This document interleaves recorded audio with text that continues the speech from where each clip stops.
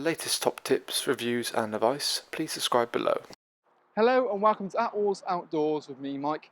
Today I'm going to give you guys a bit of a review video on a brand new driveway awning from Outdoor Revolution. So this here is the Cayman Curl Air. Cayman Curl Air is basically a side-fitting driveway model, but basically almost stripped back down to its bones to have something that's good quality, but well valued and well priced. So it's basically a price-pointed model, something that gives you a bit more versatility in the fact that you're facing the same way as your van would be facing, obviously if you've got a left-hand sided door, and it means that you're looking out onto the view rather onto your neighbour, and that's kind of the concept of it really.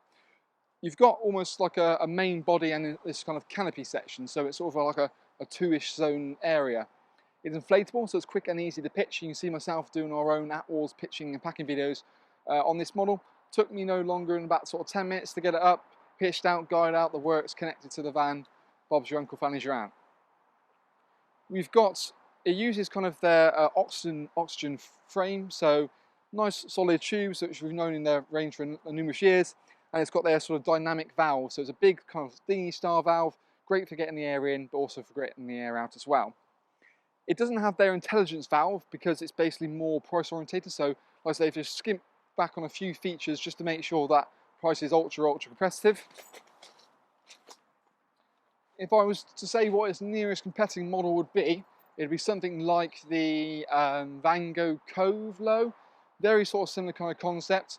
So again, it's one model you might compare it between. You've got high visibility guy irons, as you can see, so it makes it pop and you're not hopefully going to trip over as such.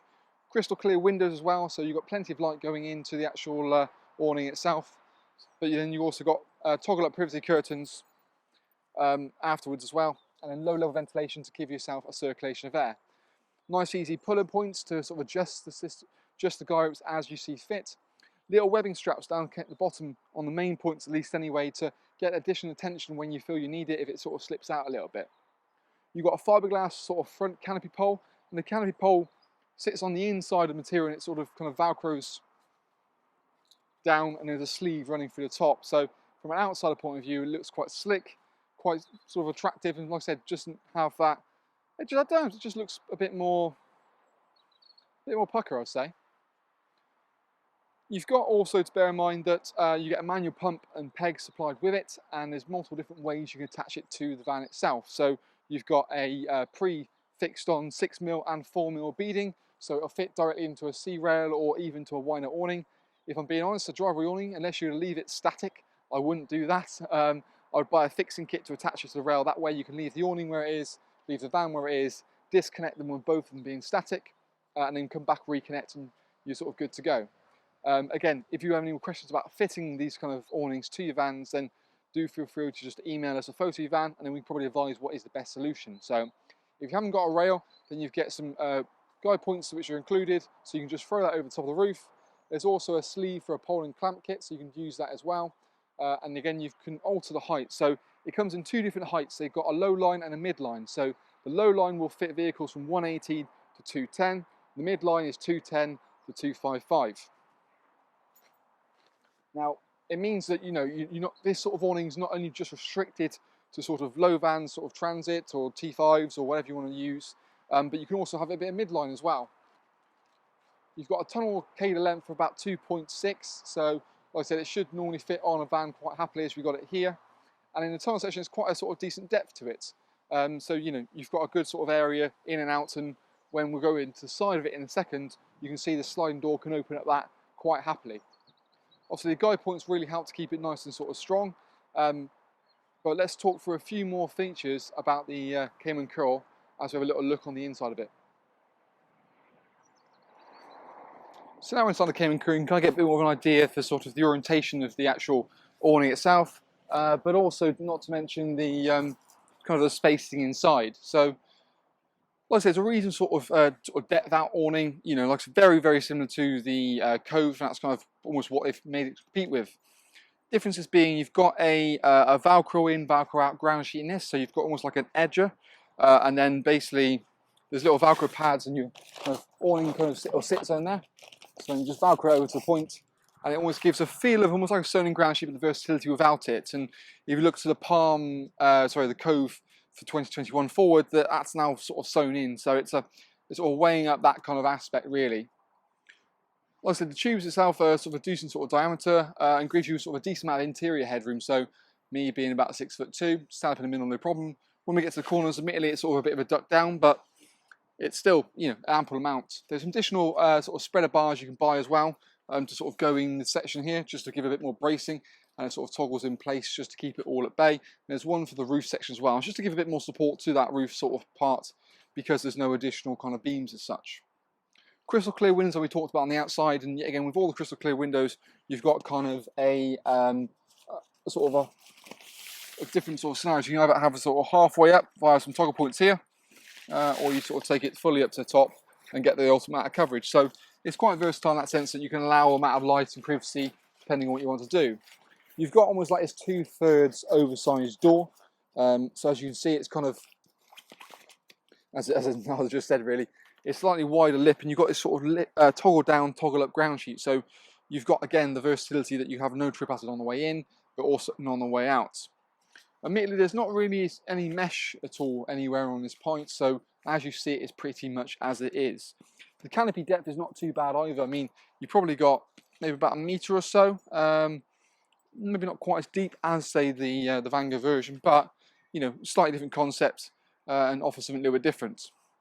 The tunnel section, if you looked at this version, it was very similar to one Vanguard used to do, which was called the Galley Compact, and it was quite a narrow main body. This middle bit's a little bit wider, so it means that you've got, you know, a bit more of a tunnel section. And I'll swing the camera around in a second. We'll sort of go through and look through this sort of side. You still got your main sort of features like a hanging point for a lantern in here as well as Velcro tabs to sort of have lighting. There's actually an inner bedroom you can buy to go in this model. It will be sort of a 2-berth bedroom that will take up pretty much near enough the whole space internally. So let's grab the camera, it'll be easier for that way, so you can see what's going on.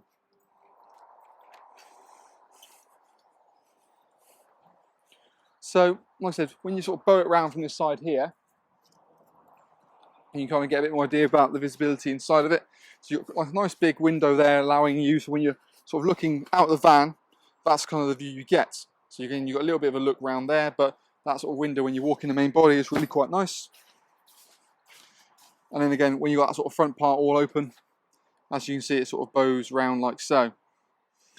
The door section, you can see as you come in, it's like a funnel. So you basically go out into the sort of point. And then when you open the door up, the tunnel can sort of happily take it, and you can fit it in there quite nicely as you need to. Now, the back section of the tunnel also has a door in place. So again, you can sort of, if you need to go into the awning into your van, sorry, without going through the awning section every single time, that makes a big difference, because you can also just enter through the back door.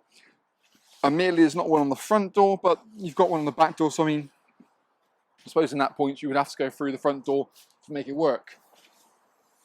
You've got additional sort of tension straps which are located in here, and basically allows you to take up the tunnel sections. You can get it looking a lot tauter, and again, same on the side. So that way, when you're sort of on the low end of the brackets for fitting, it's still got to fit a bit smarter and make it look a bit more professional.